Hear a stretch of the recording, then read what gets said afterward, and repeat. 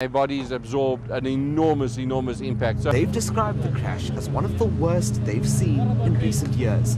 22 counts of murder. Last year, the Upper Highway community formed a task team which commissioned a report on the suitability of the M13 for heavy vehicles. It's September 5th, 2013, a fairly normal day in Pinetown, South Africa.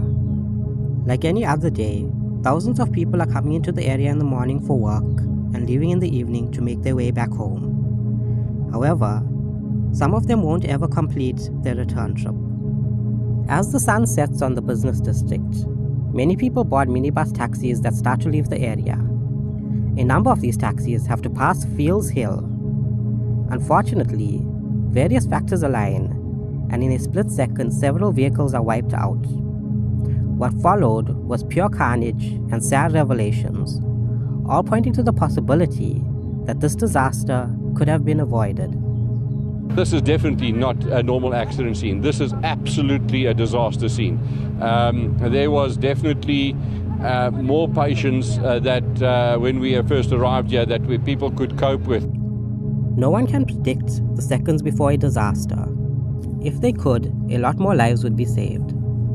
Instead, we often have to face the sad reality that no matter how safely we live, death comes for us all. That was the case for the men and women who tragically lost their lives in the Fields Hill disaster. However, unlike other disasters that we hear about, where the real tragedy is only seen by the victims, this entire disaster was caught on camera. We get a first-hand view of this disaster from the dash cam of one unsuspecting man. In the video, he's driving along without any knowledge of the tragedy he's about to witness. He stops behind a minibus taxi at the traffic light. There are two other taxis and a car in the other lanes. Everything is normal for a split second, and it seems like just an ordinary day. Then the light turns green, and the vehicles in front of him start to accelerate. They never make it across the road.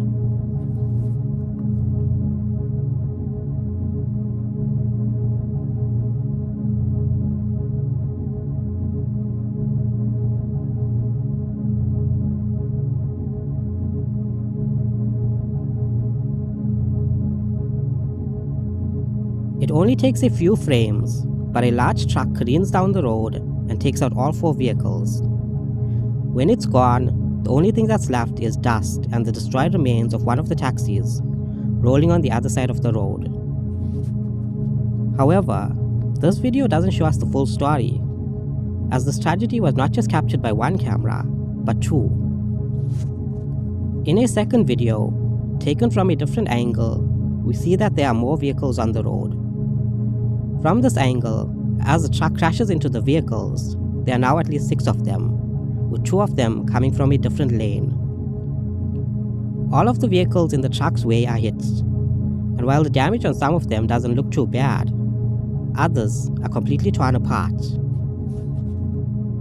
Witnesses say the driver of this truck lost control at this intersection, apparently after the vehicle's brakes failed.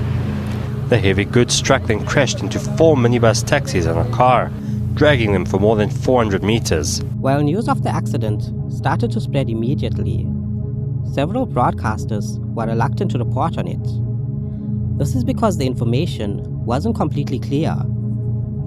Emergency services quickly responded, however they would find a horrific scene. Initial reports claimed that when they arrived, all they found was twisted metal and the body parts of the victims. Regardless of the carnage in front of them, they did the best they could to save as many lives as possible. The jaws of life had to be used on several vehicles to remove those trapped inside, while other victims were easier to get to as the vehicles they were in had been completely torn apart. A few reports claimed that the accident scene was so daunting that onlookers had to be called in to assist the paramedics, helping to stabilize the injured and hold drip bags while transportation arrived to take them to hospital. A number of images from the scene of the accident are still floating around the internet, and they show us the twisted remains of the vehicles, as well as many of the people who lost their lives covered by emergency blankets. As the minutes turned into hours, the number of confirmed dead would rise, going from 7 to 11 to 18, and then finally 26. One more person would later die, and the number of victims would settle at 27. The question everyone would be left with is just whose fault was this tragedy? We're working hard to deal with the identities of people who have perished in the accident. We're also working on tracking the owners of the truck that killed these people. The driver of the truck escaped the accident uninjured and was arrested. He was a 23-year-old man named Sanele May. While he would claim that the brakes of the truck had failed, leading to him not being able to control it, darker information about both him and the vehicle would be later released. As the court case started up, battle lines would soon be drawn, and the business that owned the truck would turn against Sanele May. On Friday afternoon, 13 September 2013, it was established that Sanele's South African traffic register is fraudulent. They would claim that in their own investigation, they found that many of Sanele May's documents were fake, including his permit to drive in South Africa. Information was also released that the license of the truck was expired. However, the business would claim that it was renewed within the grace period. Sanele May was eventually found guilty of 31 charges in 2014 and sentenced to 8 years and 11 months in prison.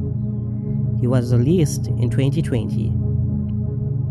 In 2017, the owner of the trucking company was also sentenced to 30 months in prison. However, he had the option of paying a 20,000 Rand fine if he didn't want the sentence. Residents are calling for heavy-duty trucks to be banned from the notorious M13 during peak hours. The scariest part of this entire disaster is that a split-second decision could have completely changed it. If Sanele May had chosen to drive a little bit faster or slower at any point in his route, he may have been able to avoid the vehicles he crashed into. If the traffic lights had changed a few seconds later, drivers would have been able to avoid the accident. And if the vehicle was just a bit slightly more maintained, the brakes would not have allegedly failed. However, what we were left with was the worst-case scenario. 27 lives taken in an instant, in a situation that no one could predict. If you found yourself interested in this case, then please subscribe to the channel and like the video. I'm trying to hit 5,000 subscribers by the end of the year, and I'm planning to upload videos weekly. Thank you for watching.